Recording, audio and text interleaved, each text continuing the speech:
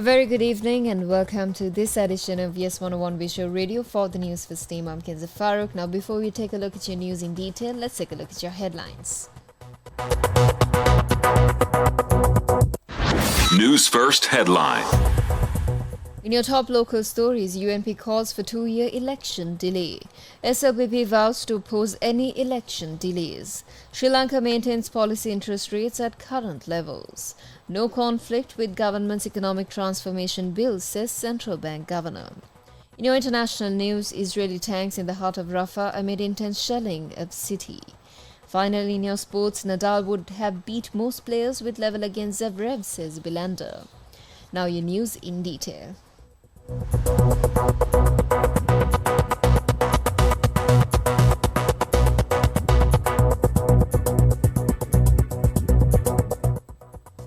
UNP General Secretary Palitharange Bandara has presented a proposal to postpone both the presidential and general elections by a span of 2 years. In his statement, he emphasized that if circumstances warrant, this proposal can be formally submitted to the Parliament, paving the way for a referendum. Speaking to reporters today in Colombo, the UNP General Secretary highlighted a pivotal moment in Sri Lanka's history.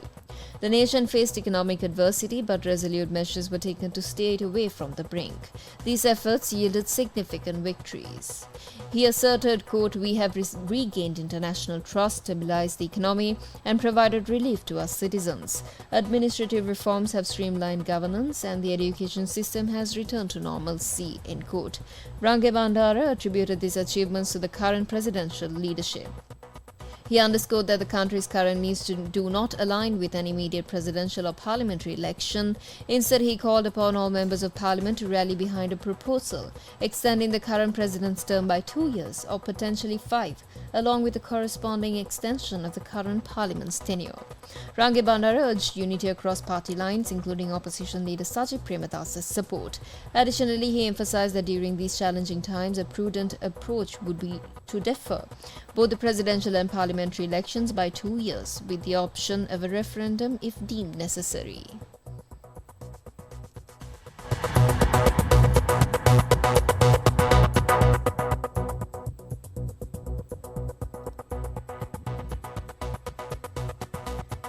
Sri Lanka Podujana Peramuna has consistently championed the rights of the people, said its General Secretary Sagar Karyavasan following a statement by the UNP's General Secretary to extend the tenure of the presidency and the parliament.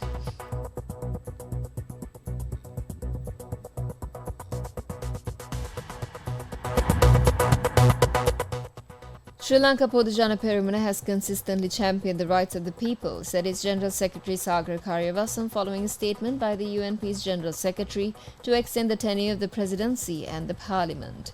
The MP said, quote, "We recall our unwavering stand during the previous local government election postponement when we took to the streets to uphold the citizens' right to vote," end quote.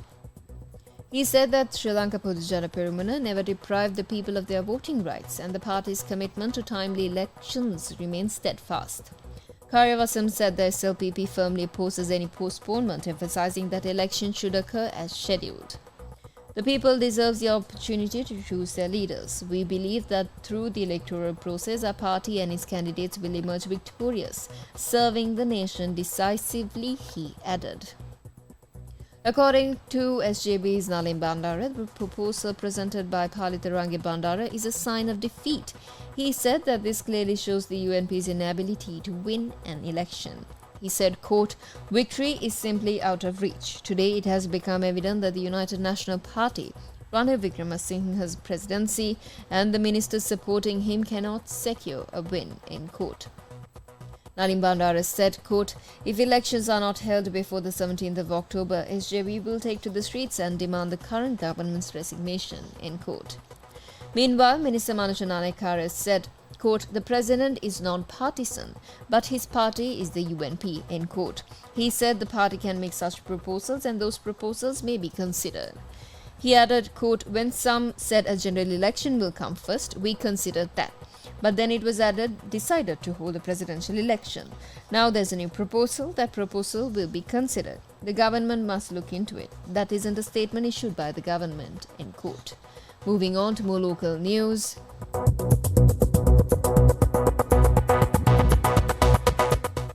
The Central Bank of Sri Lanka has decided to maintain policy interest rates at their current levels. Standing deposit facility rate stands at 8.5%. Standing lending facility rate stands at 9.5%. Statutory reserve ratio stands at 2%.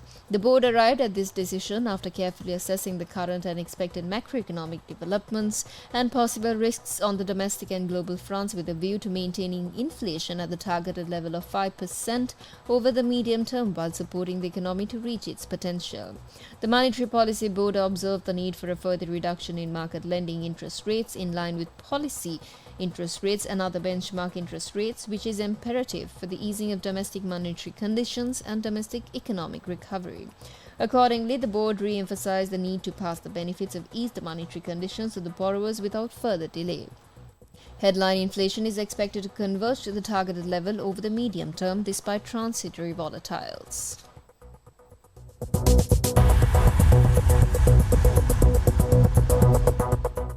Speaking at a media briefing today, the central bank governor commented on the government's economic transformation bill. The government is introducing an economic transformation bill.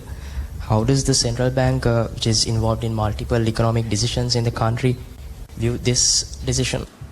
Economic transformation bill, central bank, we have our own specific mandate as we know price stability and financial stability. Economic transformation bill is about other government policies. We have no issue with that. I think this is policy and bill policies introduced by the government within their mandate. I have there's different policies on investment, productivity, all these other areas. Central bank has no direct responsibilities in those areas. The government has responsibilities, so they are implementing all these new policies. We have no problem with that.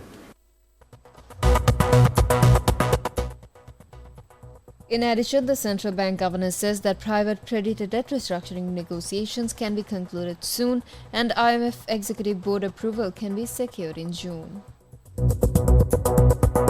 What is Sri Lanka's progress with regards to restructuring of private creditor debt? Mentioned last time also, we have been discussing through our advisors and their advisors. Negotiations and discussion are going on. We hope we can complete the process without much delay. So that's making good progress. And one last question. We are still waiting for the executive board approval of the IMF program. Has there been any communication in regards to that? No, that if you can remember, we were expecting the approval process to happen in the month of June. We hope that will happen. International news.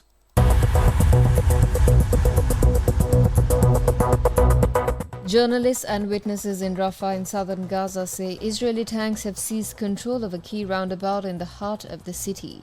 The take of the Al Auda roundabout around 500 meters from the border with Egypt came amid intense Israeli shelling. Local officials said at least 16 people were killed in Rafah overnight. Hundreds of thousands of people displaced from other parts of Gaza Strip have been sheltering in Rafah. On Sunday, Israeli airstrikes killed 45 people in a camp for displaced people. Israel called it a tragic mishap.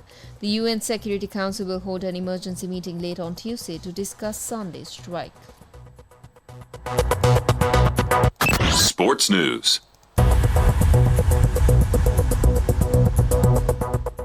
Sports news. Rafa Nadal's level of tennis during his French Open defeat by Alexander Zverev on Monday would have earned him victory against the vast majority of players in the draw, according to former Roland Garros champion Mats Wilander.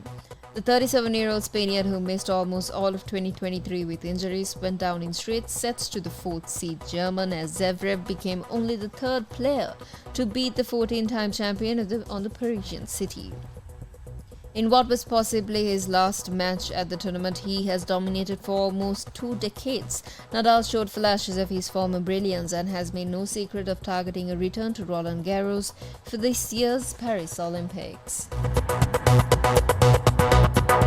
And that brings us to the end of this edition of YES101 Visual Radio. For the Newsfirst team, I'm Kenza Farooq. Thank you for watching. Good night and take care.